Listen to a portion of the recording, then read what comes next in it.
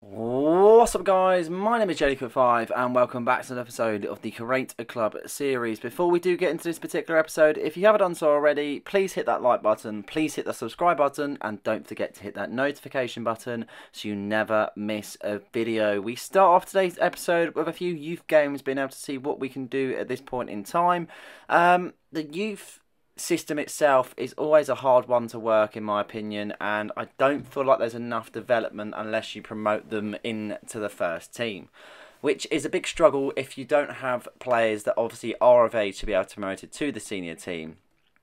This game itself was just really tame, and I'm not, as you can probably tell, in really enjoying how the youth system is working out and so on. It's not something that's really taken an appeal to me, for the simple fact is you can get players in to develop, but you have to send them out on loan straight away, because if you go up the leagues like we have, then realistically they're not going to be fit to be able to start in the side. So there's a lot of food for thought, that has to be said. I'll probably tackle it more in time to come, but for that particular game, it just wasn't good enough, unfortunately, and we already got knocked out in the first round. But in all fairness, I am not fussed whatsoever, because we turn our attention to League One action, where we face Sheffield Wednesday away from home. Looking forward to this particular fixture, because Sheffield Wednesday have been a team that have been keeping ourselves in the top three for a lot of the season, in fairness, and they have been doing very well. So I'm expecting a game against this lot away from home. We need a result at the same time, so let's see what we can do in terms of the lineup.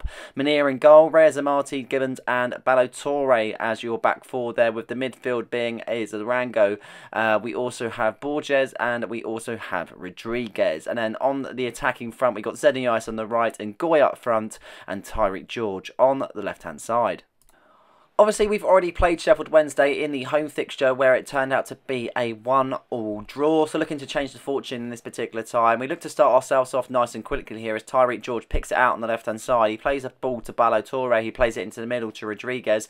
He's got many options in the fairness to the left-hand side, but he goes into Julian Ngoy, and it's a good ball as he makes a 1-2. Rodriguez tries to latch onto the looping ball, and Sheffield Wednesday clear. Only as far as Borges. He wins the header, and he could have probably taken his time, in fairness, but it wasn't to be the case on that scenario. But he does latch straight onto it, and that's exactly how you snatch a goal, because it's JDCook FC that take the lead thanks to that man Julian Ngoy at the top there. Really good stuff from Ngoy. Very alert. It was a bit of a snatch and grab sort of goal in that sense. They made a mistake, and we definitely kind of made the most of them making a mistake. It's Julian Ngoy that sends us just for Sheffield Wednesday 0, JDCook FC 1. Really good stuff from Julian, it has to be said. He just turns his man, he sees what he can do, he just hits it on his right foot, and that is a decent finish into the back of the net there. Lovely stuff. The keeper could have done slightly better in that moment in time, as he kind of was a little bit rooted, but we don't mind whatsoever as we get ourselves in front in this tie. Sheffield Wednesday look to start proceedings in the 15th minute there as Kasama picks out on the left hand side. He tries to get past Bobby Gibbons, but a decent tackle, but the referee doesn't see it that way,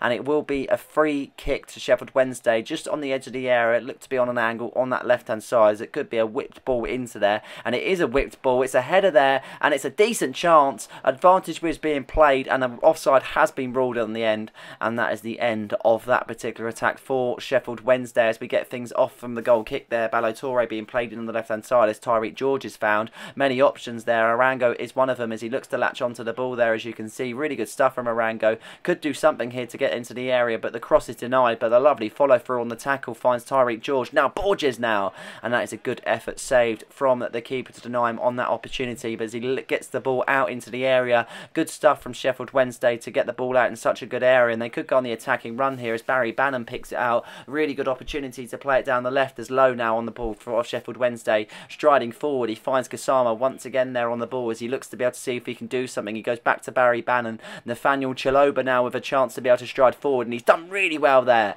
And Munir forced into a top save, putting it out for a corner kick, and Barry Bannon, that man, to step over the corner to see if he can do something and get a ball whipped into the area to cause problems for JDCook FC then as he steps over the corner, anticipating, waiting for this corner as he looks to play it short. Is he going to play it short or is he going to play it long? He plays it long, he does the dummy, it heads it, and he just goes wide there. Davis knowing he could have done slightly better on that opportunity, and it's a very good opportunity to have, but unfortunately not taken on that chance there as we reach the 25th minute mark now. Game has kind of gone really well for us so far. There's a lot of tempo to it, there's a lot of high pace, chances either end, so let's see if we can create something now as Balotore shugs off the attacker there as he looks for an option to find Orango, and he does. Ngoy makes the run as he looks to play it over looping. He chests it down, and the effort is just dragged wide. He knows he could have done slightly better with that one, but unfortunately it's not to be the case. And into the second half, we now go there, playing it onto the right-hand side. Enquires goes back to Borges, but it goes straight back to Enquires there, and then back to Borges as he looks to play it in the middle and switch the side to the left-hand side as Balotore picks it up, finding Tyreek George. Lovely passing, one-touch sort of stuff there.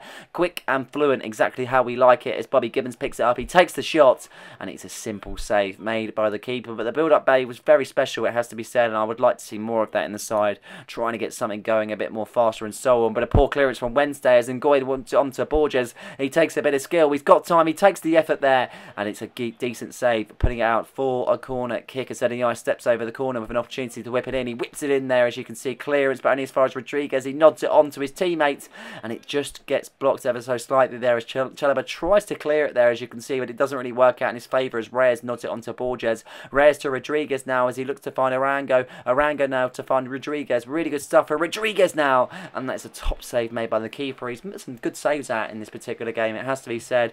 On fire for the keeper in between the sticks, as we look to be able to see if we can get our second goal in this tie as we reach the 60th minute mark now, looking for an opportunity to be created there as Tyreek George is on his dribbling occasion there, and he does so well to find Julian Ngoy. Thanks to Tyreek George, we find the back of the net to make it Sheffield Wednesday 0, JD Cook FC 2, Julian Ngoy with 2, but what an assist that was from Tyreek George. The dribbling was absolutely sublime, and you don't get much of that scene, that is for sure. Really, really good stuff there from the left winger. Does so well to creep into the box and just find Julian Ngoy. He puts it into a straight empty net. It comes as easy as that, but it's very well worked, it has to be said. Keeper, we're left with no chance, and that is it for that moment. We make some substitutions now, as you can see, Hovrath coming onto the pitch, so as Vargas for Balotore. We reach a decent mark of the game. Enquires comes off later on in the game, also for Franzak, as we look to be able to change up our attacking options with 74 minutes on the clock. Looking to see out the fixture, in fairness, because we know we've got a 2-0 lead, and we've been pretty comfortable all game, but we might get a third, but it's not to be on that occasion as the goalkeeper denies. Julian Ngoy there as Bernard picks it up for Sheffield Wednesday. He strides with the ball further forward, then with an option to find his teammate there as he finds Barry Bannon. Barry Bannon to Jamal Lowe, then Jamal Lowe striding forward with an opportunity to find his teammate. He puts it into the middle and trying to see if they can create an option to be able to make it a hectic last 10 minutes as Davies picks it up. He looks to stride from the right, but he turns his man. What an effort that is, but it's a big save made by Munir as it falls back out to Sheffield Wednesday winger, and Davies is there, and Davies with the header. It's Sheffield Wednesday that've got themselves back into the tie, because it's Sheffield Wednesday 1, JD Cook FC 2. 10 minutes left to play in this tie, and they're looking like they're going to get themselves back into it with 10 minutes left to play. A lovely ball into the box there as he hits it first time with the attacker there just easily able to head the ball.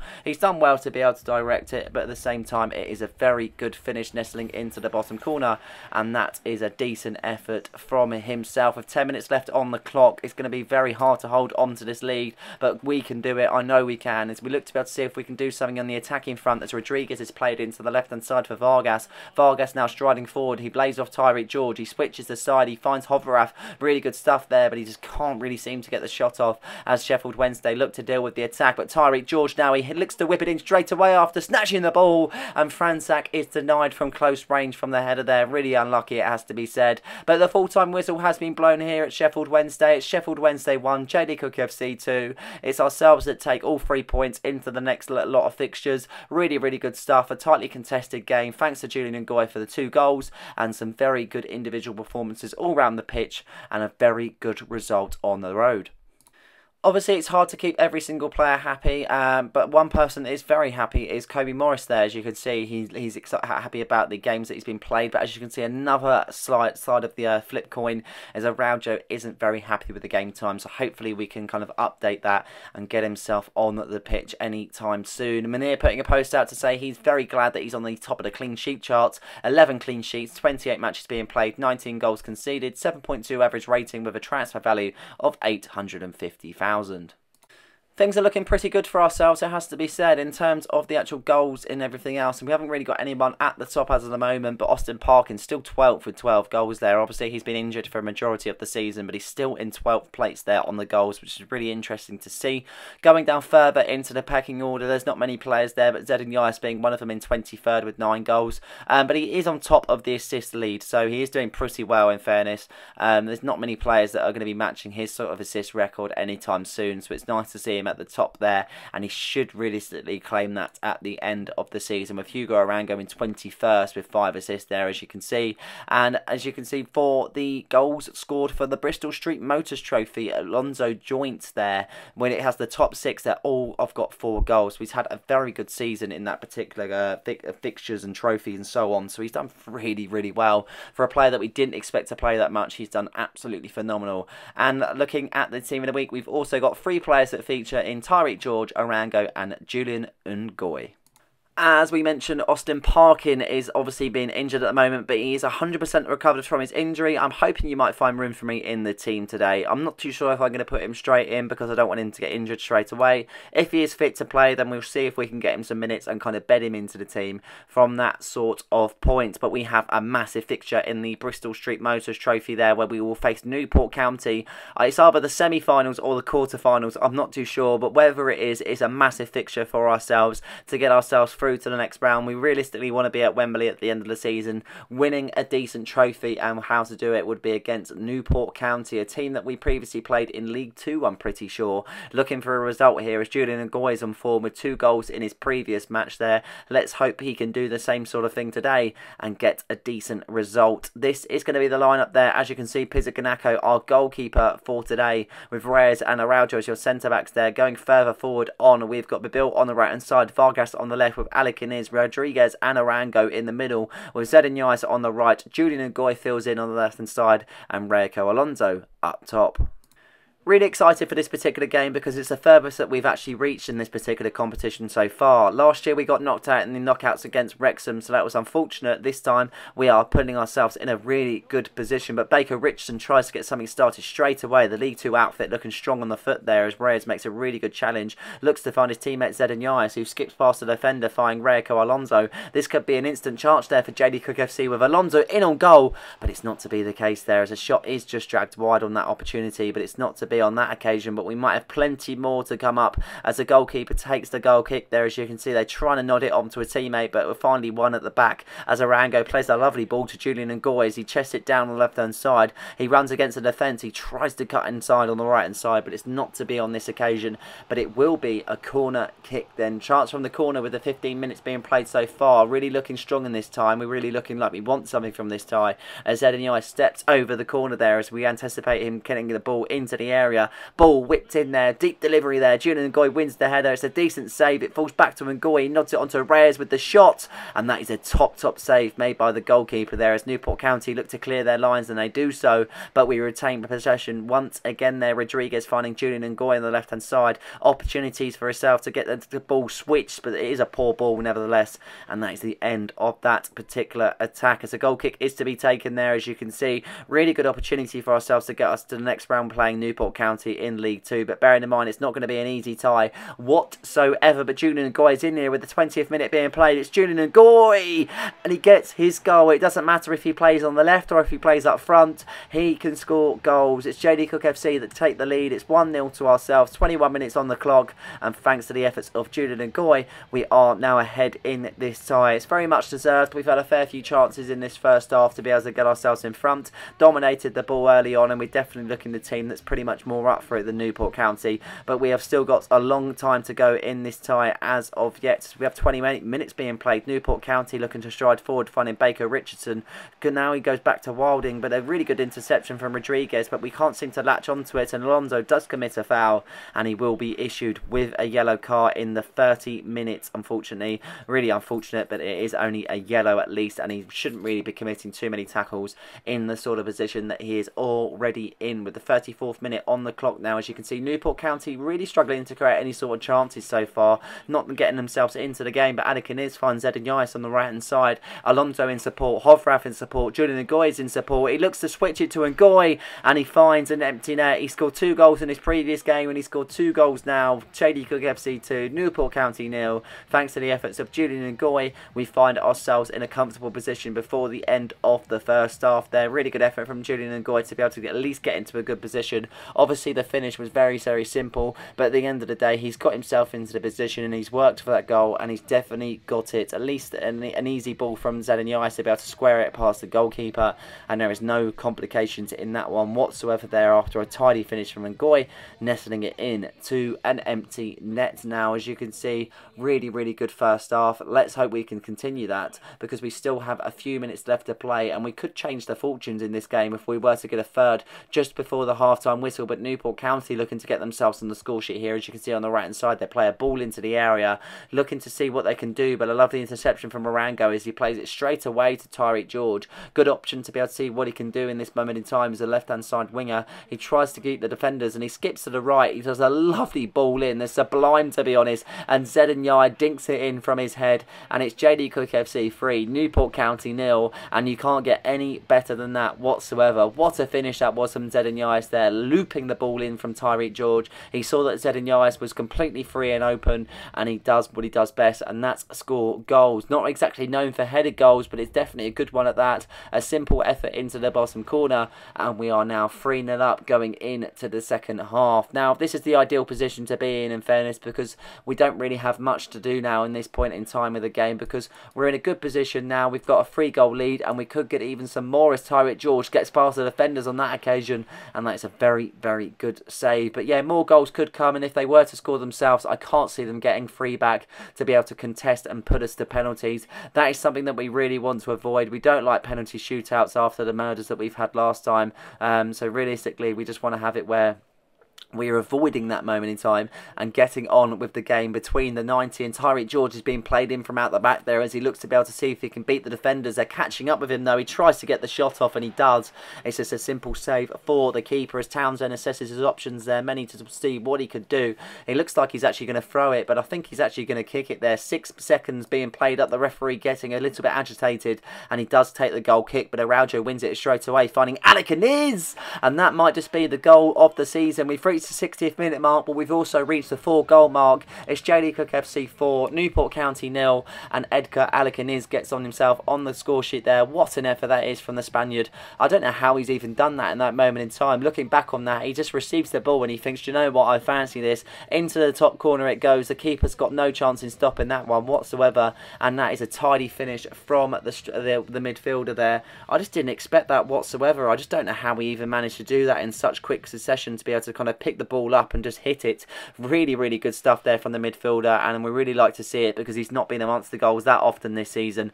With 2 minutes left on the clock, we're seeing the game out, but we might have another opportunity here as Hovrath picks it out in the middle to Julian Ngoy. Tries to see if he could just hold up the play, but Vargas making a really good run, it has to be said. He's low on stamina, but he might be able to create something here, but unfortunately just intercepted at that point in time. But the ball falls out to Hovrath. It's Austin Parkin off the bench, and it's 5-0 to JD Cook FC. I wanted to see if you could notice, but we did put Austin Parkin on as a substitute, and already he gets himself a goal. Unbelievable stuff from Austin Parkin. We've missed him a lot for the season to be injured.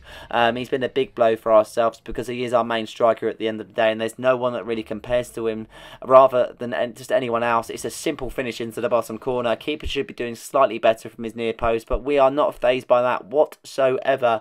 And it's a 5-0 victory in the end at the JD Cook Arena. The fans are absolutely happy with that one, and I'm really happy with that one, to be honest. A professional performance from the minute 1 to the minute 90. 2 goals from Julian Ngoy, a goal from Zedin Yais, an absolute wonder strike from Anakin, and a goal back from injury for Austin Parkin.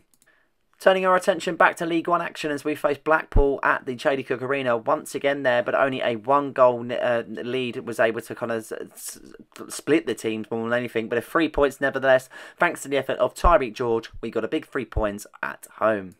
Now, as I mentioned, I'm not exactly kind of motivated by the youth whatsoever, but I still have the odd scout going out here and there, and there's two players that I've found, Jimenez being one of them, and it is also Barrios another, but we're going to promote Jimenez for the moment, just to see what that would be like, and we might go back in for Barrios. He's got a high actual potential itself. He's 46 rated, 14 years of age, and he's definitely got a lot of growing room to do. Not the fastest, not the best of defenders, but he could be a very vital player for ourselves in years to come.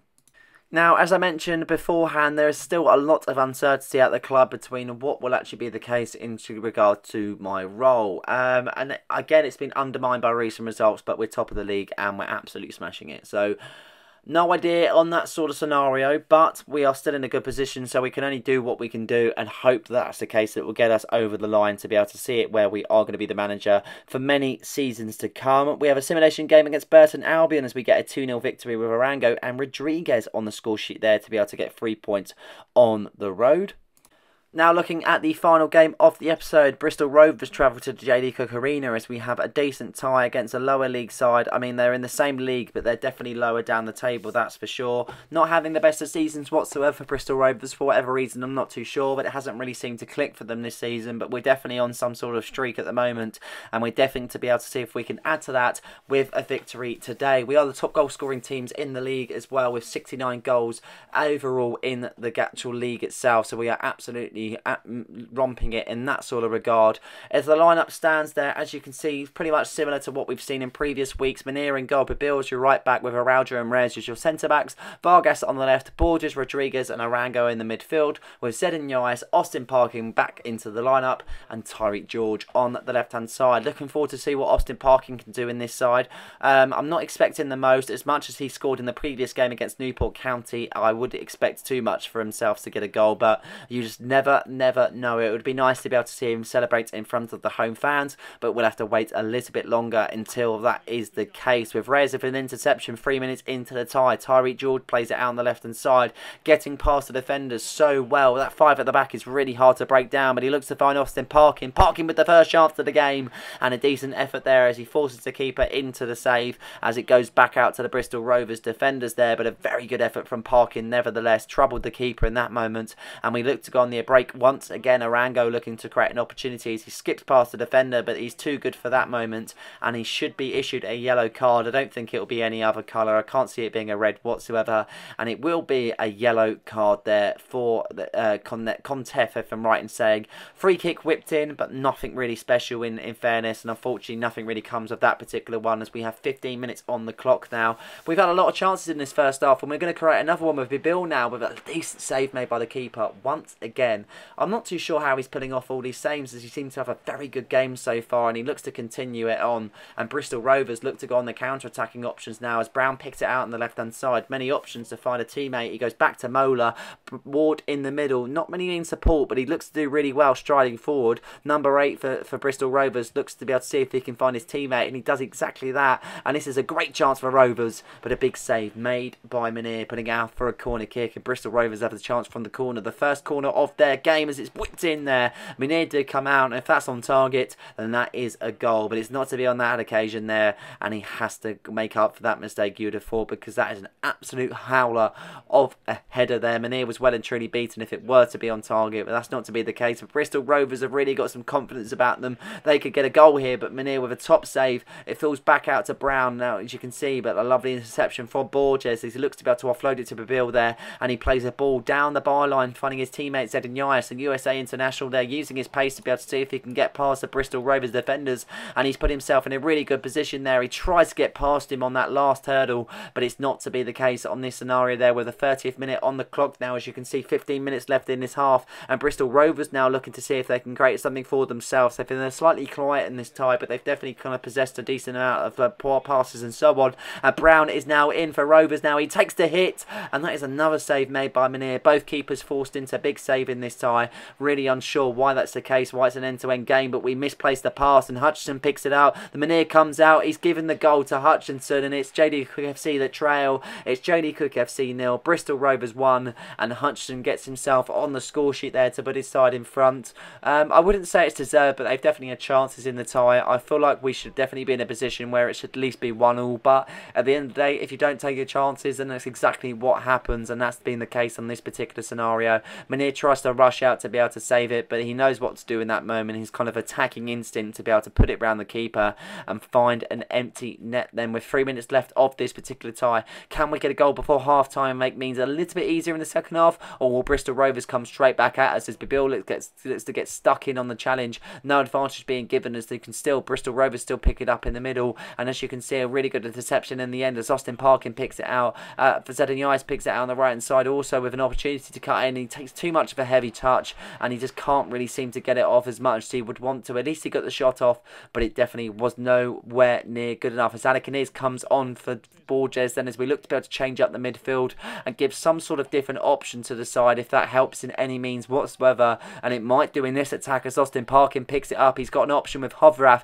This could be the first goal to get ourselves back into it, and it definitely has. And it's not Hovrath, sorry, it is Hugo Arango. I'm so used to seeing the blue boots, but Hugo Arango with the goal. And that's exactly what we needed.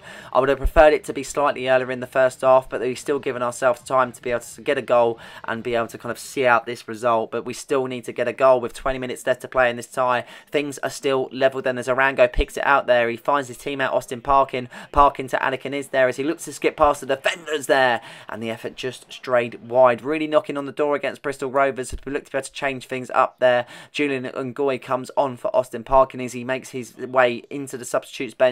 And this could be the chance. Arango, now Anakin is there. Anakin is striding forward. He finds his teammate Arango. Arango going back and forth with players, but it might work out in our favour as Julian Ngoy takes the ball. He takes the touch. This could be perfect, and it is perfect. It's JD Cook FC 2, Bristol Rovers 1, and I knew it was worthy of making the substitution because it has made a massive difference to this tie, and we are now leading for the first time in this game. It's taken us a very long while to do so, but what an effort that is from Julian Ngoy coming off the bench there to scoop it past the keeper. He looks pretty unbeatable for a lot of the game, but it's not to be on this occasion. 2 goals scored against him, and hopefully that is enough to be able to get us through this particular game and claim all 3 points. And it is enough, the 90th minute mark, and it has been the full-time whistle there, and it's JD Cook FC that take all points with a 2-1 victory over Bristol Rovers. It was a fairly good game in fairness, and there was a lot of competition between both sides. I feel like we just had that slight edge in some regard, and I definitely feel like we are in the better position with having the lead and winning the game, and then it was drawing the game. So in a good position nevertheless. That's a definite positive thing to think about,